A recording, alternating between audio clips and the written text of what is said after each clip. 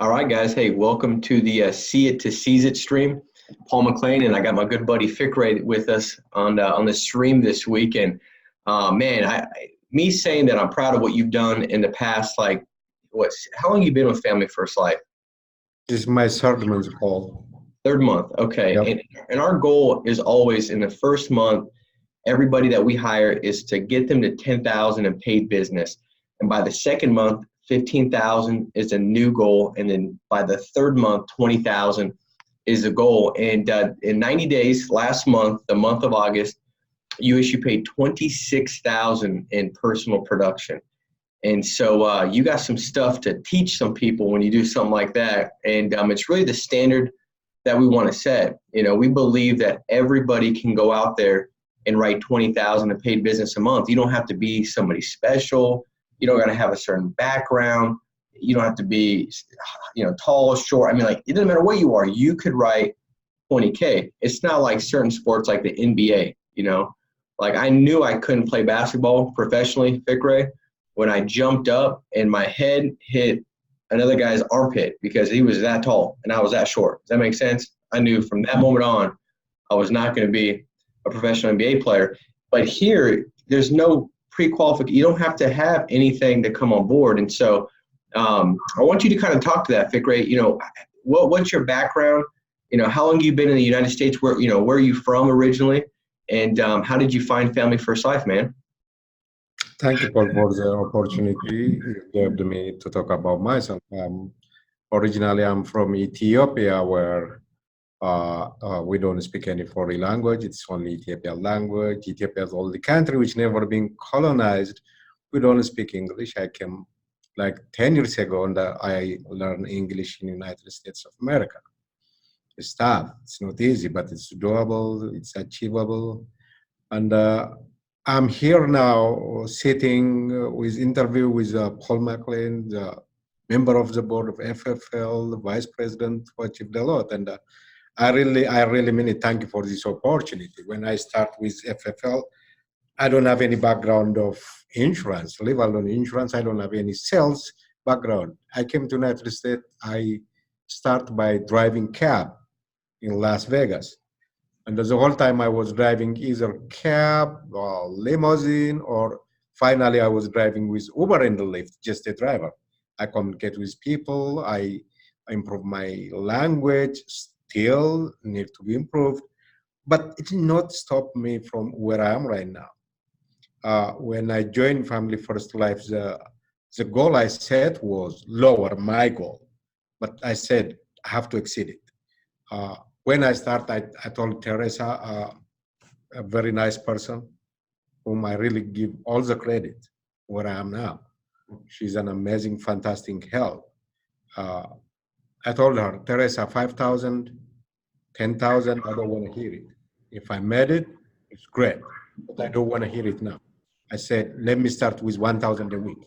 That's what I want to make, and I'll start from there. If I make 1,000 a week, it's going to be fantastic. But she said, Fikre, trust me, you'll do it. I said, okay, we'll see. And I started it. It's not easy. It's not like smooth. As any new job, it has its own problem. The biggest problem is self-confidence. If you are not confident in yourself that you are going to achieve, you don't make any progress. That's what we need. That it can be doable. It can be achievable. In Family First Life, what I learned is it's not just an ordinary business you just sell. We are not salespeople. With my customers, the biggest connection I have is I tell them, I'm not a salesman. I'm an underwriter. I'm here to listen for your need and to see which way is better for you and to see if you qualify. That's why I'm here. It's not to sell. Human beings in nature, we like to buy everything. That's right. But we don't need someone to sell it to us. Right. When you become salesman, that's the time they start to doubt.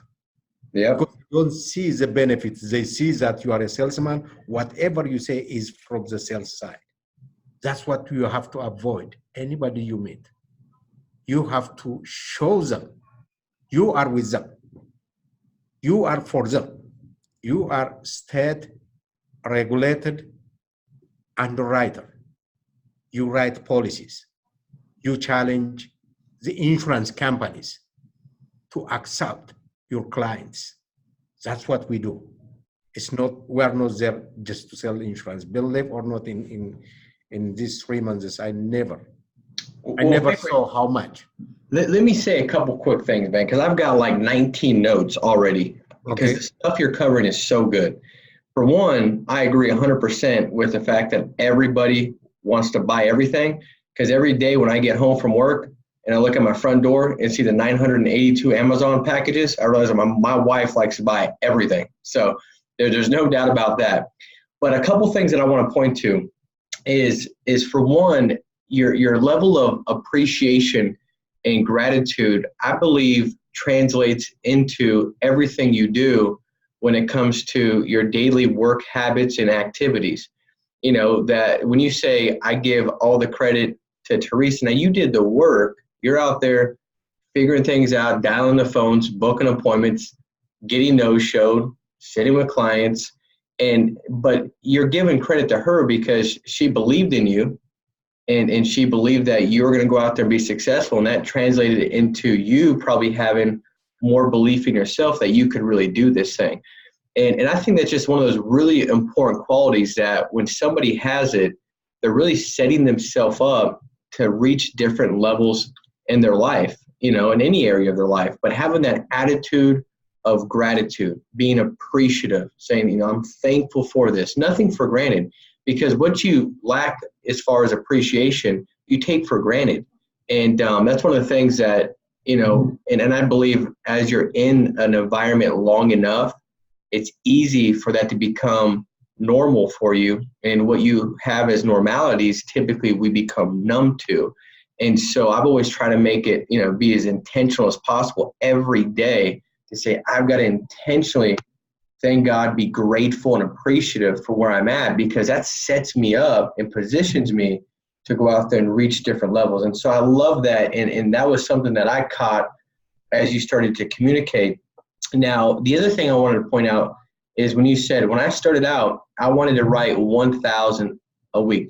Dude, that's the way it should be, because when somebody comes on board and they're like, I'm going to go write 20,000, it's kind of like if I haven't been to the gym ever, and I'm going to go to the gym and I see somebody lifting 225 pounds, and I'm like, oh, I'm lifting 225, and I put all these 45 pounds on, dude, I'm going to die. I better have bought some life insurance from Fikre, because this thing's about to crush me, right? And so, but I got to go and know that I can't compare myself day one to somebody that's been doing this for a year, 2 years, 3 years. They're at a different stage in the process. But if I can know what a stretching is for me, maybe that's putting on 135 and I can barely get that up and I'm moving it. Well, the next week, then I need to add some weight, a little bit of weight. And the next week, add a little bit more weight. But that keeps you from being discouraged, right? You go to the gym and try to go out and lift what people have been lifting for 2-3 years. Now you're discouraged. You don't even want to go back to the gym because you think you failed. No, you didn't fail. But you got to put away that measuring stick and realize that every day, just get a little bit better. Every day, get a little bit better. And that's what I've seen from you. You know, I remember having a conversation with you at the Las Vegas conference, and you came up and you said, you know, Paul, it's a struggle. You know, I'm having a hard time on the phones booking appointments because the clients are not understanding me well. Now, what I do want to ask you is this, because I think a lot of agents that have great potential to be something great and create something great here, they let things a lot smaller than that mess them up. And they see it as a problem and they never seek solution. When we had that conversation and we spoke about it, it kind of seemed like you lacked a little bit of confidence because of the way you could book appointments. Yep. How did you increase your confidence? What did you do? How did you respond to that? You know, if you want to call it a temporary limitation, How did you respond? What came from that? Because we spoke, and then the next 30 days, your numbers went through the roof. It looked like it didn't have any hindrance on you. What I did is I learned from my failure. That's my flaw. Everybody of us, our weakness, our flaws, our shorts. My problem, as I told you, the biggest problem was the call. What I did is I start to talk to myself. I start to record calling myself. When I do that, I practice. I listen to it. I say, what if someone called me with this situation? Am I going to accept him? No. What do I have to change? My words, the way I speak. Day to day, I'm improving it. Because the biggest, in this industry, I think the biggest, like half of the job is to set an appointment, I can't say. Unless you call and set appointment, nothing will happen. That's the biggest thing. So like half of what you are going to do relies on the phone. After that, sit down. So I do practice. I do speak to myself. I do record it. I do listen to it. I call friends. I speak to them in English. I do ask them. This is not about moral. It's not, you don't hurt my feeling. Just tell me, where can I improve? How can I say it? How do you understand me when I say slower or faster, louder, or I ask them a question. So I still am practicing, but I'm improving. It is from your failure you learn. In this industry, especially at FFL, anybody can do it.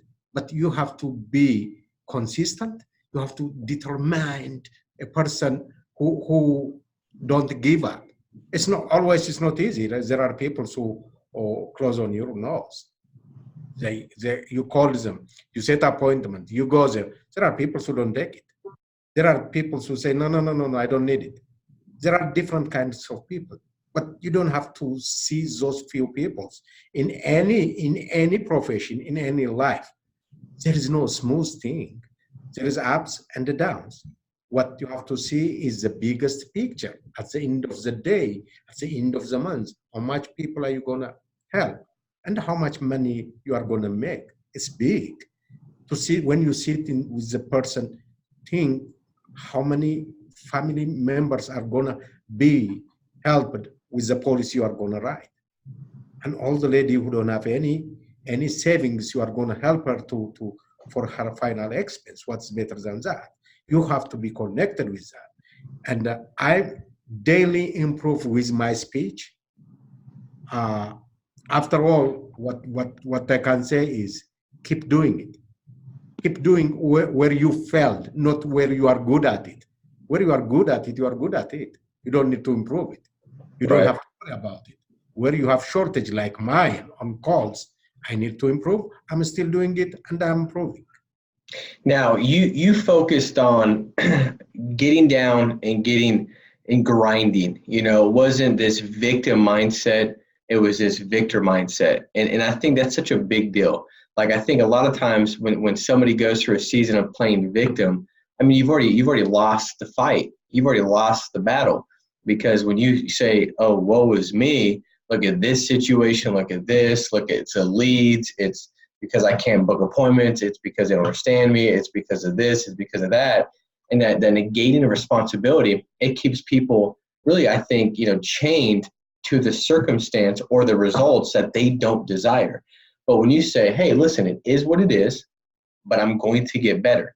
And I love that, it's a whole activity is a mother of all learning, and repetition is a mother of all skill. And so through that repetition of doing it over and over and over and over again, you look back in 6-9 months, you're like, wow, look at where I'm at now, right? But it was just that daily disciplines of how do I get better, and recording yourself. And see, I think that for me, Fikre, and I mean, this is just me, my prediction. I think you're going to be something really big here, because you've got the right thought process and mindset in the approach. Like, you treat this like a real business, and that you're the CEO of your business. You record yourself, like you're diligent to try to get better. And there's no professional athlete out there that doesn't do the same thing. Yet, we'll go out there and just expect things to get better without getting better, right? Like, oh, it's just going to get better. Let me run 8 more appointments. Well, what are you doing to get better? Are you recording yourself? Are you taking notes? Are you asking questions? Are you putting yourself in a position of uncomfortability so you can grow and get better? And when you do that, I mean, it's gonna work out real well. Now, as we wrap up, I do want to ask you this, because I know that you focused on building that skill and being able to communicate better on the phones, because you're right, it's 80% of the business. But while you were getting that better, right, you still need to make money, and you're only going to make money when you're in front of clients. So what were some of the things that you figured out to do, and nobody called you and said to do this, you just kind of figured it out? Like, what did you do to make sure that while you're building that skill and being able to communicate with the clients better on the phone, so they're easier to understand, what did you do to still go out there and write business as you're building the skill that you've got? When I go to the people, the first thing and the most thing I want to create is connection. Connection is not a friendship, it's not to be a family. It is to feel their need. It is to understand what do those people need, and to translate that to help. As I enter the house, I communicate to the people. Even I don't ask what kind of policy you want. I don't go to that question. I go to like life. I discuss with them. I will make myself connected to them. I will put myself in their shoes, and I don't see it like myself like a salesman who is going to make a connection. What I make myself in that family is a help, which is they needed, they called for, they asked for. That's how I see myself, and that's how I created to them. I connected to them, and as I told you from the beginning, I tell them I don't represent any insurance company.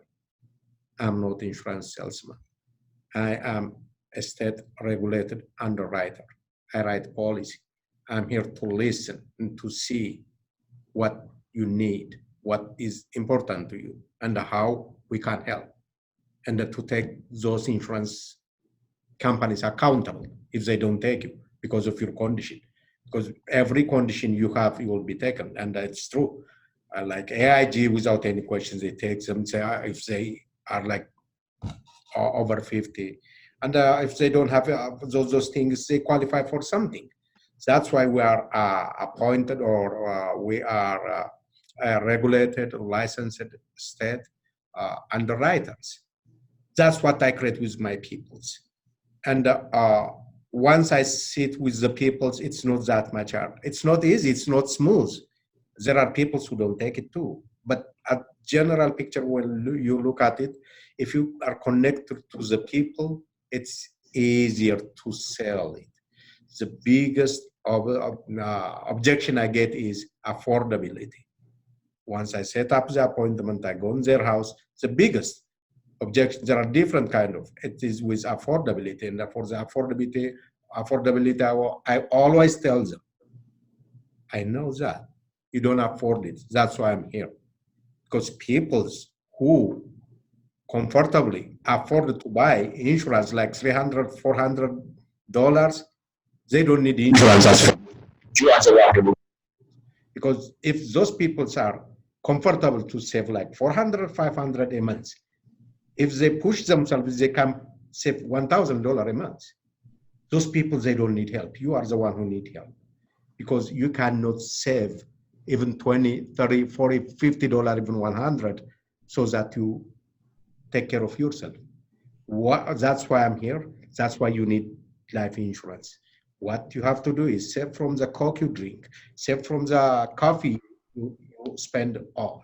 Save, even if you are eating 3 times, you have to eat twice, and you have to save the one meal because you need it tomorrow, especially if they have family, kids. Who's going to be there for their kids? That's what I tell them. That's how I connect to my. Well, man, great stuff again. So a couple pointers or things that I want to point out because they were so good, Fikre. One being when you said, I don't see myself as a salesperson. So for everybody watching this live stream, you got to ask yourself, how do you see yourself? Because how you see yourself is how they're going to see you. It's like if you see yourself as a salesperson and then you're saying things like, I'm just a field owner, I'm not a salesperson, and you're saying that, but you feel like you're a salesperson, they can see right through that. They can see a phony a mile away. You've got to really believe that you're not a salesperson, that you're a person that's field underwriting, that's appointed by the state. And if you've got to tell yourself that over and over again before you get out of your car door, that's one of the most effective practices you could have. Tell yourself that for 5 minutes before you get out of your car and go, I'm not a sales rep. I'm not a salesperson. I don't need their sell. They need the protection. They need the protection for their family. I don't need the $1,000. They need to make sure they're protected, because if Bob doesn't come home tomorrow, that family situation is in a devastated situation. My job is to help them. I'm the doctor. They're the patient. You've got to build yourself up to see yourself, so when you go out there, you can really serve these clients. And you've got that, Fikre. You don't have to have the best phraseology and all that, because people don't care how much you know until they know how much you care. And if you see yourself as a field underwriter and you care about that family, you could say something that doesn't even make sense, and they're going to want it because they're buying you. They already want it. You're not at their house because they're still thinking about if it's important. Nobody says, I'm just bored, let me have Fikre come over. They want Fikre to come over because they want protection for their family.